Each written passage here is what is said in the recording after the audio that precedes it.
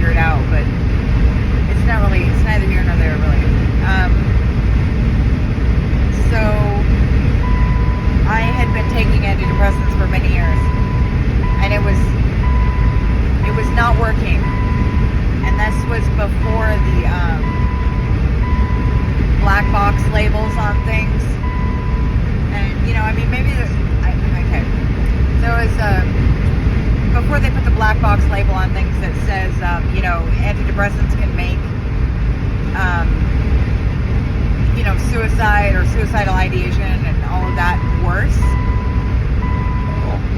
Excuse me. And so, I had been taking antidepressants for I don't know how long. And I had been diagnosed bipolar and everything else, and I was always a straight, odd, not odd, but a different kind of person. Excuse me, very spiritual, and gifted in many ways. And, you're not always rewarded for that. It's not always a good thing necessarily. I mean, it's always a good thing, but it's not always treated as it's a good thing. And most of my life I had been, kind of shut down. My spiritual ideas about things shut down. And, at this time in my life, I was going through that same shutdown thing. I believed the lie that I was bipolar. The amount of despair and pain and awfulness that I lived through believing that lie was fucking horrible. It was horrible. It was horrendous. It was terrible for everybody, not just me. And I didn't have the wherewithal or the self-love or I wasn't standing in my power. So, somebody told me I had anxiety disorder. I had this, I had that. And I listened. I didn't have anyone to tell me any better. My mother knew better. But at the same time, she had been, shut down herself. And she was afraid of her gifts. She always was. Because, in church you're told that psychics and channels and witches and all this shit is bad. Which it is. It totally is. I agree with that. That's what the Bible says. But church shuts down people like prophets, seers, dream interpreters, all this kind of stuff shuts them down. And ostracizes those people because, thank you, Holy Spirit, because, it's different. And so, I was living in this shutdown state of half-life, I would call it. It was a half-life. I wasn't really alive. I mean, my heart was beating, and I was walking and talking, but I wasn't really alive. I was miserable, and I was on all these medications, and oh boy, was I a mess. My life was a mess. My relationships were a mess. Everything was a mess. I was a mess. No, I was never happy, never. And if I was, it was some short-lived kind of manic episode, and I had been round and round with the doctors. Anyway, I knew that there was more to it than just some mental health diagnosis. And so, I kept searching for answers, and I really wasn't, I would get so close, and then I would lose it. It was kind of like being on an acid trip or a mushroom trip or something, and you're glimpse the secrets of the universe, and then you forget it, kind of or a dream, that you have, and it's so clear, and then it's gone. That's what this was like. What are you doing? Pick a lane, bruh. Seriously. So I was just not well. I wasn't well for many different reasons, but okay, that's a woman, and you need to pick a lane. She's an old lady. Poor thing, probably can barely drive as it is. So, anyway, I was horribly unhappy, as I've stated already, but really bad. And I can't remember what medications I was on at the time. I don't know. Some cocktail of something or other. It was just horribleness, all of it. none of those medications ever helped me. It never helped me. Not one of them never helped me.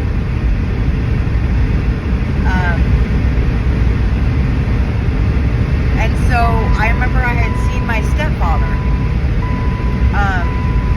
He came to visit my brother and sister, I'm guessing. I don't know. But I remember, I mean, he never gave a shit about us, none of us, for many years. But anyway, the story is not about him. So, I had seen him, and I remember we were sitting in the front room of my mom's apartment, and he was just talking shit to everybody, to my sister, to me, well, he wasn't saying anything to me, but he was talking shit about the people I love, like, right in front of me.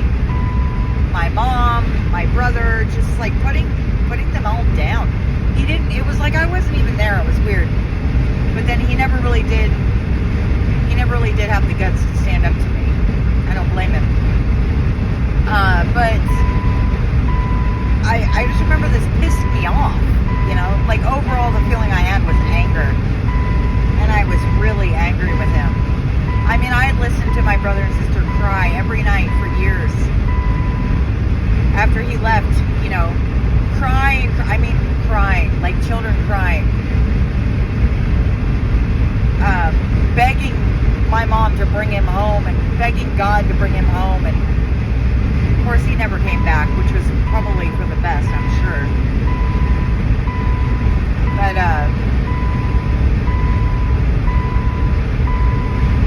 I was really angry with him. And I remember I had this glass of water. My mom always had these big tumblers, like water glass tumblers. And this glass that I had about that much water in it, at the bottom of the glass, of course. And I picked up this glass, and you know how like a woman will do in a movie or like old movies, you throw the water in their face or the drink or whatever. And that's what I did. And I told him to get the fuck out. Like, it was weird. It was like, he wasn't saying anything to me, but he was talking to my mother and my brother and my sister, and I was just like, what is your problem, dude? Like, why are you even sitting here? Why are you even talking? Don't, like, you know, like, get out. Anyway, he left, and everybody was really upset with me. I remember. Really upset. I mean, I've heard this story, like, I spit in his face. I've heard this story come back to me many times, but, like, I didn't spit in his face. Anyway, he left, and everybody was really upset at me. And because of the heavy-duty spiritual warfare surrounding the situation, and because of the medication I was on, I couldn't withstand it. I couldn't deal with it. And the next night, or it might have been that night, actually, I remember I ran to my house, to the apartment, because I was living in an apartment with my ex. He wasn't my ex at the time, but he's my ex now. And I grabbed my bag of, like, pills, everything, and I ran out to this, and I didn't tell anyone where I was going. I didn't make any, I didn't have any conversations. I didn't tell anyone to go fuck themselves. I didn't do anything. I just went into the house, got my pills, and left. I went out into this field behind the house, or it was like on the side of these apartments where we were living, and there was tall grass, and I knew that if I went out and sat, and I grabbed a gallon of water, and I knew that if I sat out in the middle of this field that nobody would be able to see me, like find me. And I proceeded to take every pill that I had in that whole bag, the whole bag. I mean, I don't think I even stopped. I took the anti-nausea medication first. I had bottles of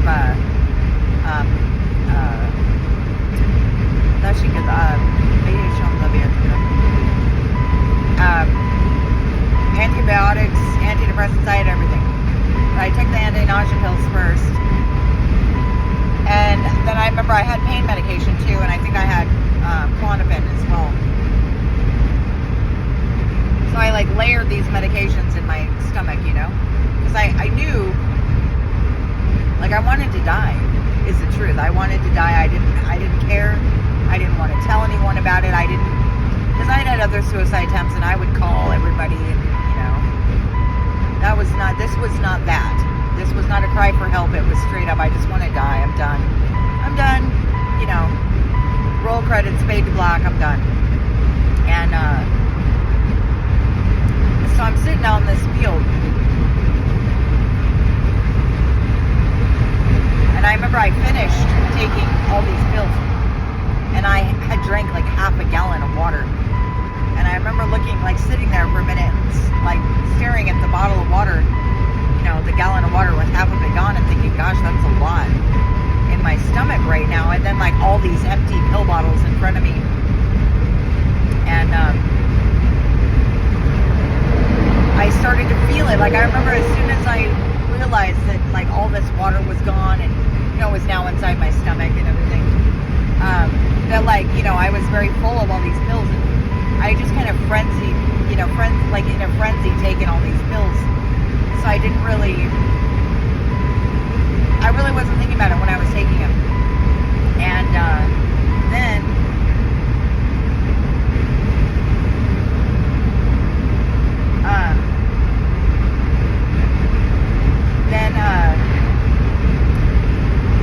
I remember feeling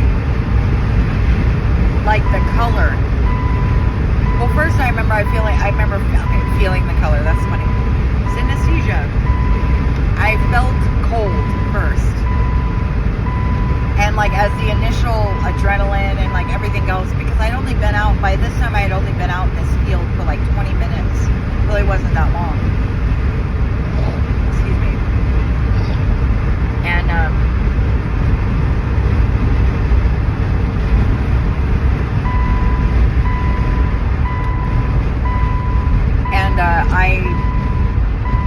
I remember feeling first the cold, and the sun was going down, but it wasn't like that. It wasn't that cold. The time had just changed, if I'm remembering correctly.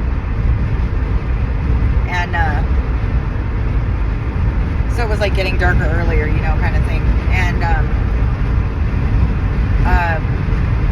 remember the sun was going down, but it shouldn't have been as cold as I felt, you know, like I felt much colder than I should have been. And I remember thinking about that for another minute, and then feeling like as soon as I was trying to like kind of reconcile this cold in my body, I started feeling this presence of evil. And I mean 1411 on the timer. Really evil. And I looked to see, like, because I was sitting in this field, and I looked to see if I could see anything, and I didn't really see anything, but what I noticed was something. It was like the color was draining out of the surrounding area, the heat and the color. And I thought, that's weird. Am I hallucinating? Like, what's this? You know, this is different. And admittedly, I have done quite a bit of psychedelics in my life, so, you know, but I had never seen anything like this. And this was a feeling too. It wasn't just like there was something there with me. I couldn't see it yet, but I could feel it. And so I continued sitting there, and as I was sitting there, I saw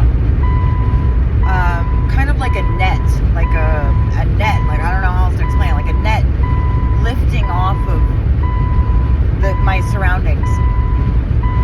And what I saw, like I could feel it, like it was almost like a Jesus, for God's sake, why? I don't know what it is about people in Tennessee, but they're not good drivers. Like, they're really aggressive, you know, like they tailgate really closely, and anyway, whatever. They want to race up hills and things. I'm just like, anyway, you do your racing thing. I don't know what that's about, but so I'm in this field. This fucking like demon was ugly.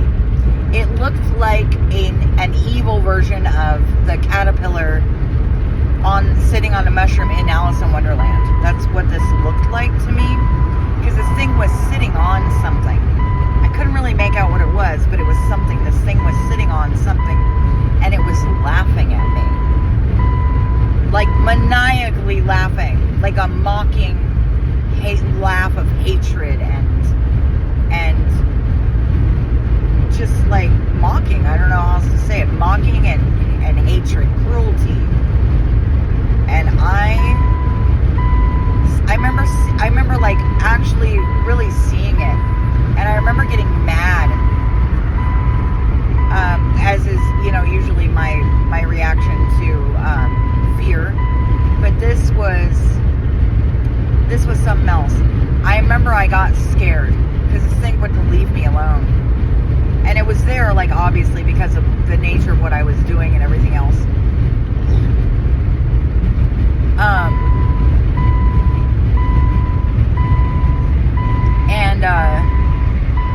This thing was just laughing at me, and I remember it scared me. I was scared. Like, it scared me because I don't remember if I called on the name of Jesus or not. I don't remember if I did. I think I did, and that's why it scared me, because this thing wouldn't leave me alone. And so I got up and I ran as fast as I could away from this thing. 365, do not fear. So I ran as far, and as I was running, I could see two lights off in the distance that were apparently my mom and my boyfriend looking for me. And I didn't know that, though. I mean, I knew that, but I didn't know for sure.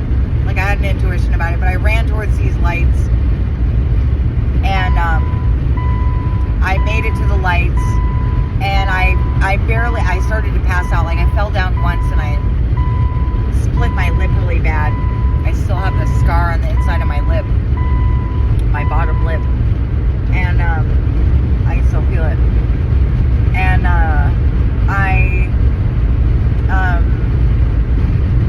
I remember, like, I barely remember them pulling me through these bushes, these shrubs that, like, they were dry though, and, like, you know, they weren't like full on bushes. And I remember one part of the shrub was a stick. It, like, didn't have any foliage on it, and so it scraped my stomach really bad because they pulled me through these shrubs to get me to the other side, up, like, where the apartments were. And that's all I remember. I don't remember anything else. This is actually a really intricate story. There's a lot of parts to this story. So apparently I was taken to the hospital, obviously, and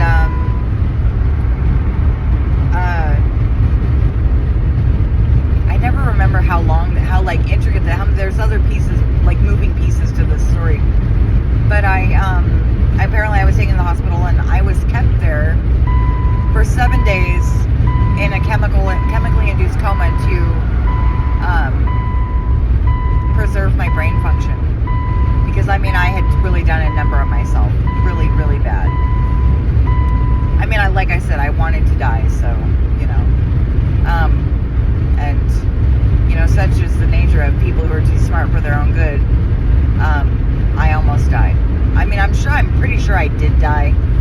Maybe not clinically, but all the same, I died. And I don't remember anything. I mean, I don't consciously remember anything while I was under. But what I do remember, like a conscious memory, is waking up in the hospital, and I couldn't talk. I couldn't speak because they had they had intubated me, so I couldn't speak. But I was trying to talk, and I couldn't. All I could do was whisper, like barely, like a rough whisper. And so then I remember they took the intubation out of my throat, and they were, like, milling in and out of the room, and nurses nurses coming in and out. I like fell asleep again. Excuse me. For a while. I don't remember how long. Excuse me. And I wake up again, and my mom was standing over me, and I shrunk back. Like, I remember my reaction. I saw her face and I went and I pulled back from her, like physically, like I recoiled from her, like as though she was a giant cockroach or something. I mean, it scared me, and the reason it scared me was because I saw death on her. I didn't know why at the time, but I knew what I saw and I knew what I felt, and it really bothered her that I recoiled from her like that, you know. But I mean, it wasn't her, it was the spirit that was on her. And so then I was in the hospital for, I was taken to a psychiatric ward, of course, and confirmation, and I was there for the next 2 weeks. So 144, I see it all the time, like at least once a day, sometimes twice, but every day. I never used to see that number. Never. I never saw it before. What? I really couldn't tell you, but I see it all the time now.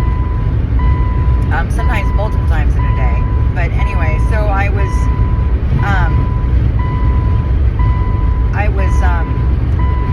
in the hospital for like 2 weeks, in the psych ward for like 2 weeks, and I remember I was on the phone with my mom at one point, and I knew something was wrong. I knew something had happened, but I didn't know what it was. Not yet. And like I had an intuition about it, but I didn't know what had happened. And my mom started to tell me this story, and then she was like pulling back from telling me the story. And I didn't really understand why. And so when I got out of the hospital and everything, my mom told me that she had gotten into an accident while I was in the hospital, and she had killed a little boy. Of course, this was on accident, and it was not, she was sober, it was, it wasn't anything,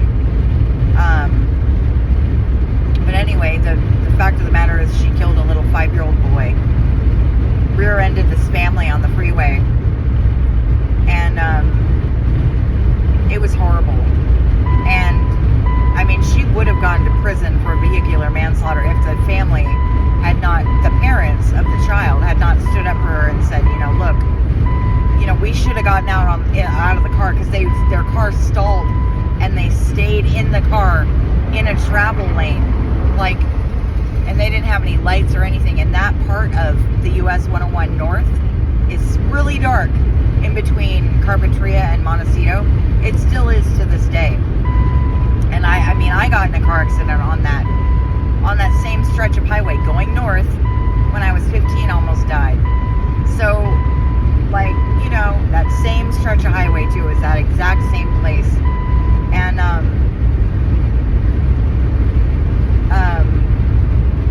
so later I find out that the reason I did see death on my mother, and it was because this boy had died. And also my brother almost died. I mean, they rear-ended this car.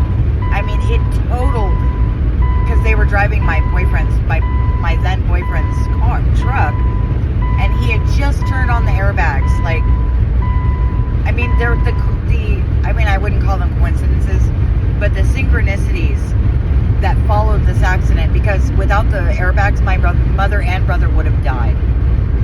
Right then on the spot, would have died along with the kid in the car and everything. I would have woken up, my whole family would have been gone. But then the enemy was always trying to take out my mother and brother, which he did, because they're both dead now.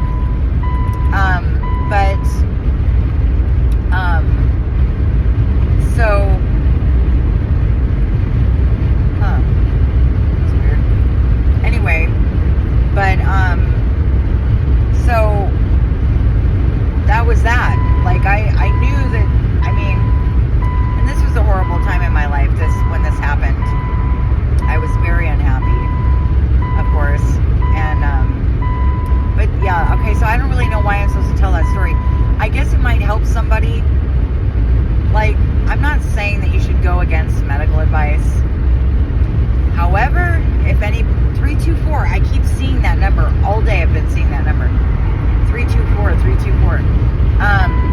But if you've been told that you've got some mental health issue and you're a spiritual person and you think that there's more to it than what you're being told, investigate. Do it. I mean, what do you have to lose? What are you going to do? I mean, I remember when I was told that I was bipolar, which I never was. I never was. That was just the thing, like, I never was. It was a lie. And I was miserable for years. And I didn't know, but I didn't, like I said, I wasn't standing in my power, so I didn't know how to,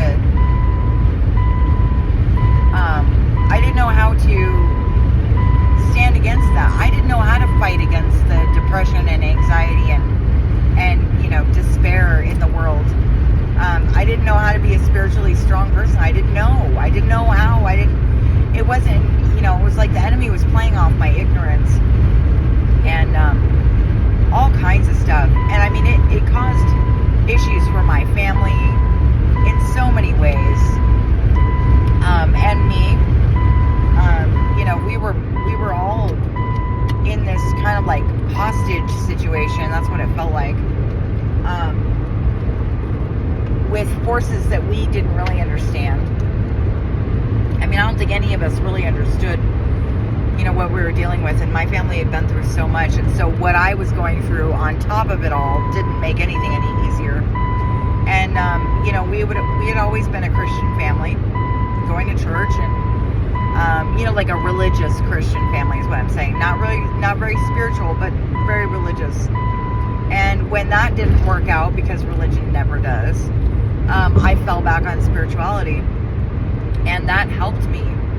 And that's what made me sure, like I was so sure, that,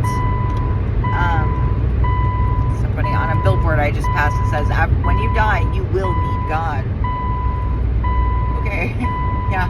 I don't remember meeting God, but I mean, I know that He's with me all the time. But, I was just listening to a YouTube, like a podcast or something. I don't know. Maybe it's a documentary. I'm not sure. I was just listening to it, but it was about death in the afterlife, death in the afterlife. And I was thinking to myself, I was like, what is this about? And I was thinking back on like how many near-death experiences I've had. It's been quite a few, like a lot of them, in fact. Like for a person my age, it's been more than average, way more than average. And I was thinking back, and I was thinking, like, was there ever a time when I died? Or so funny, because to me it seems kind of normal. I don't really think of it as abnormal. So anyway, the Lord told me to put this message out there, and I hope it helps someone. Because if you think that, and I'm not saying that like you don't have problems, there, obviously, if you're having problems, you know that you're having problems. If you've been taken to the doctor for, psychiatrists, namely, for different issues, I'm sure that you're dealing with those issues. Like that's not the question. The question is not like whether it's really happening. Yes, it's really happening. But like, what are you being told about it? Because I know that what I was told was total bullshit. It was lies, and it was meant to break me. It was meant to make me believe that was the totality of my life, was to be this mentally ill person forever, on medication forever. Like the fuck? Yeah, no. I mean, I remember when I was told that I was bipolar, I felt like someone just gave me a terminal cancer diagnosis. That's what it felt like. I felt like that was going to be my life for the rest of my life. I was never going to be more than that. I could never be more than that. And then I was like diminished somehow. And I thought, how did this happen? Like, what is this, all about? And rather than pray about it, which is what should have been my first response to getting that news. I mean, I shouldn't even been in the doctor's office, to be honest with you, but whatever, I was, you know. I mean, I was under the pressure of my parents, my friends, you know, mostly not my parents, my mom, and people were telling me, you know, that I had issues. And I was like, I don't know how to tell you all this, but you have issues. And the reason I have issues is because of your issues. But, you know, that doesn't go over very well when you tell people that. 3, 2, 1, 1 on the timer. So, I spent the next 10 years of my life lost. Completely lost. Down several bottles of pills. And I didn't abuse them, like get high on them or anything like that. I was really, actually, genuinely trying to get better. I was, in conjunction with the medication, I was going to therapy once a week. I was teaching, I learned first, of course, cognitive behavioral therapy and dialectical behavioral therapy. I mean, I went from one end of the spectrum of wellness and to the other. I mean, I looked at everything. I investigated everything, searched for answers everywhere, and,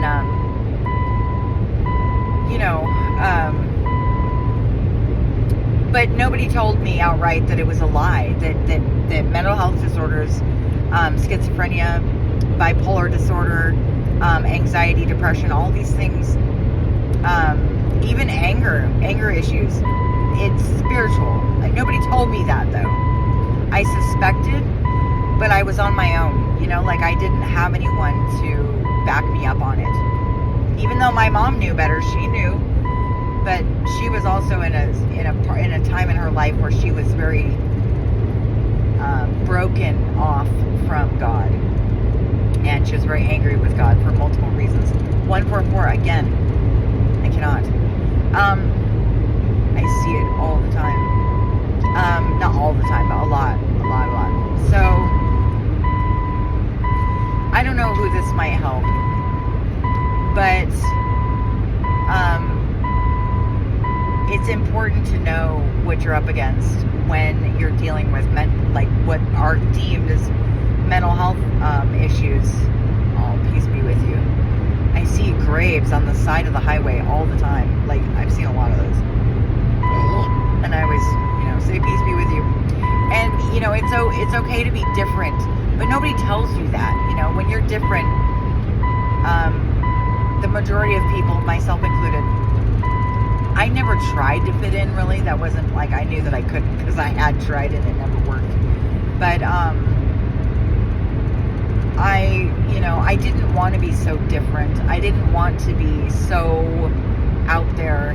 And yet I didn't seem to be able to help it. I couldn't really help it because I was just being me and I didn't know how to be anyone else. So this kept coming up in my life as a cycle.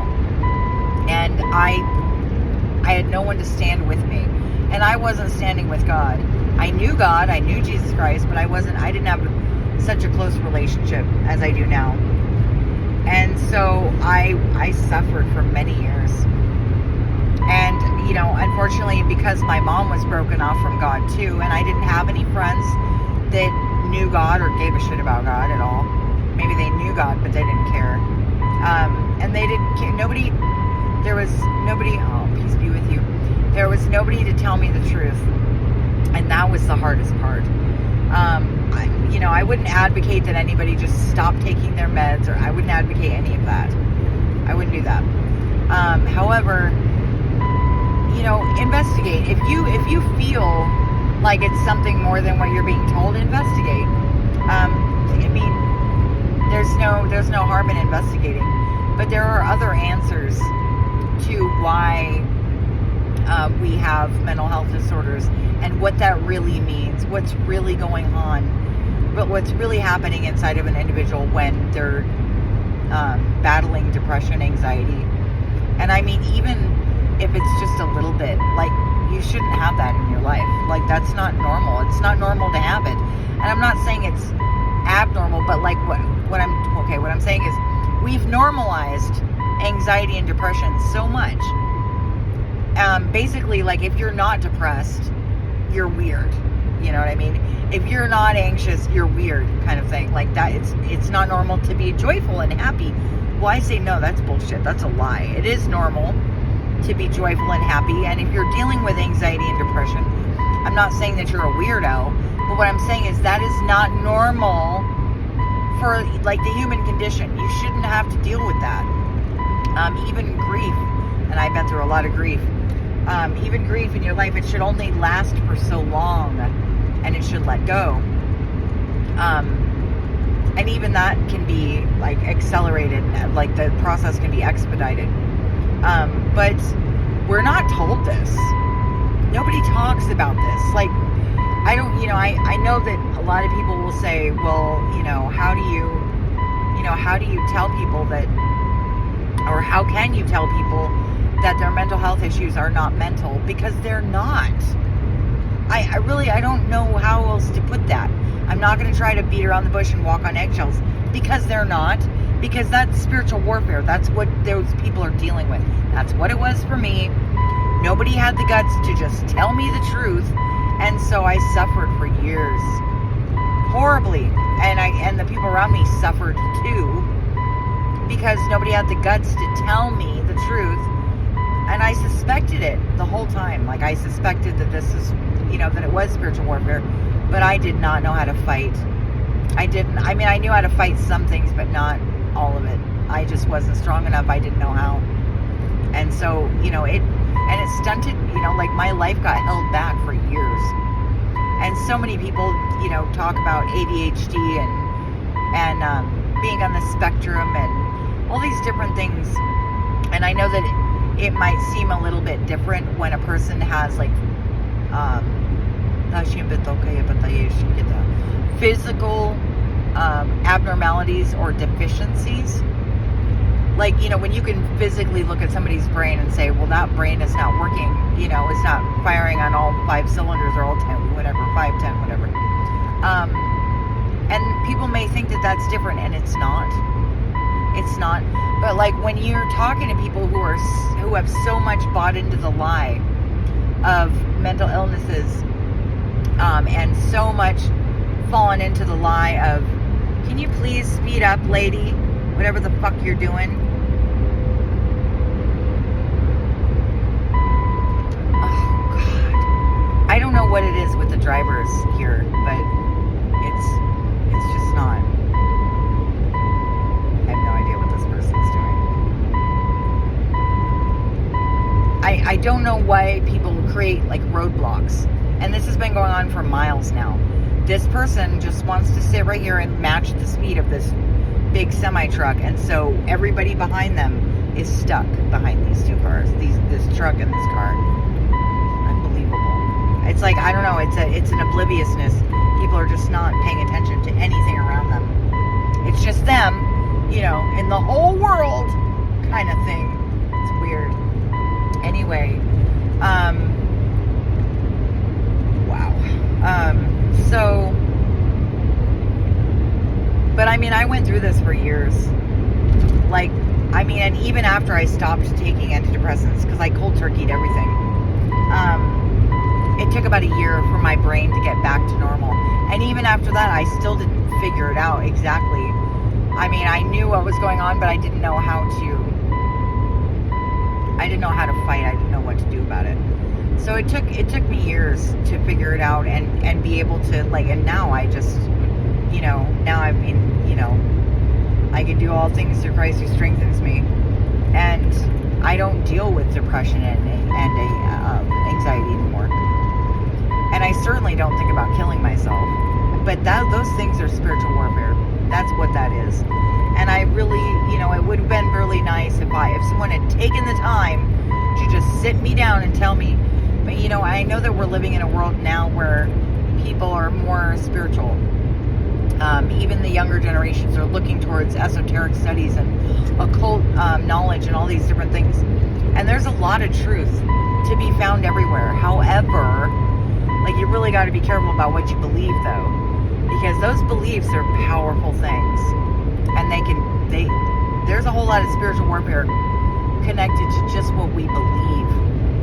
And I don't know about you, but I like to have the best spiritual hygiene I can possibly have. And the cleanest, most pure spiritual hygiene I've ever experienced has been walking with Jesus Christ. Period. Hands down. End of story. There are other people who are good people. Like they're good people at heart. They have a good heart. They have a good mind. Oh look, California. Hi. I'm in Tennessee too. But the spiritual warfare is real. And when you start to see so many people go for spirituality over what? I don't understand what people are doing sometimes. I try, but I don't always get it. But when you see so many people going for spirituality, it's my part of my job as, you know, God's child is to talk to people and be transparent, like brutally honest about the things that I have experienced myself, what I know that it is, what worked for me, because human beings are not all that different. You know, we're not all that different from when we were in, you know, from when we were, you know, first created. We're not all that different. And also, we don't vary that much. Like our basic makeup is pretty much the same, as far as from one human being to another. And so, can we please, like, I just want to get around you guys, and everybody wants to like speed up, slow down, speed up, slow down. Like, it doesn't seem like anybody's paying attention. Not really. Only to themselves. The amount of selfishness sometimes, just even in driving, and I know that sounds kind of funny, but just driving on the road, you see it everywhere. But it's really important that people talk about these things, because it's not immediately apparent that that's what's going on. I knew that something was going on spiritually when I was dealing with these things, but because I had no one to talk to about it and I vaguely understood some of these concepts, I didn't really have the experience that I have now to deal with it in a efficient and what in the actual is everybody smoking crack or something? Did I miss the crack party or what? I cannot. I know you didn't see what just happened, but like, what? Anyway, that was so weird. Okay. The strangest people do the strangest thing. People think I'm strange. They should see the world from my perspective. Unbelievable. But anyway,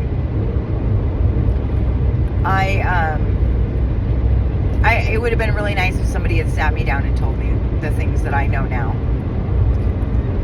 But you know, God works all things together for the good of those who love Him, and that is a real thing. That's very true.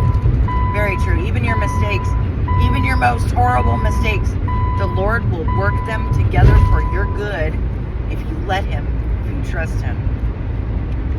Excuse me. So, anyway, I'm on my way to North Carolina right now, and my butt is starting to get sore from sitting on the seat for so long. But I went to a church this morning, which I haven't been in church in a while, so that was cool. It was called Cowboy Crossroads, or Crossroads Cowboy Church. I love me some cowboys, no doubt. I mean, my stepdad was a professional bull rider, so I grew up around a bunch of cowboys, ranchers, and the like. And I miss riding horses. There's a lot of things I miss, but riding horses is definitely one of them. I love horses. So, I don't know, but I don't know who needed to hear this or how it helps anyone, but I hope this video helps you, because I know that there are other people out there who have been through similar things, are, you know, staring down the bottle of, you know, the bottle of some pills that they were given, wondering, you know, like, should I be taking these? And the answer is no, you shouldn't. I mean, I'm not advocating that you just stop out of nowhere, but like, search for other answers, because they're out there. The truth is out there, and you can find it. I did. Anyhow, I hope this video finds you blessed. Love, blessings, and compassion to everyone. Take care of yourselves. Take care of one another. Peace be with you. Oh, yes. And if you haven't given your life to Christ, it's the best decision you could ever make. Ever. Like, ever. And you might not feel that way right now. You might be like, God, ew, religion, ew. You know. But, like, that all changes. That all falls away when you start realizing the truth of it. God has nothing to do with religion. True story, hashtag. So, anyway, yeah, peace be with you.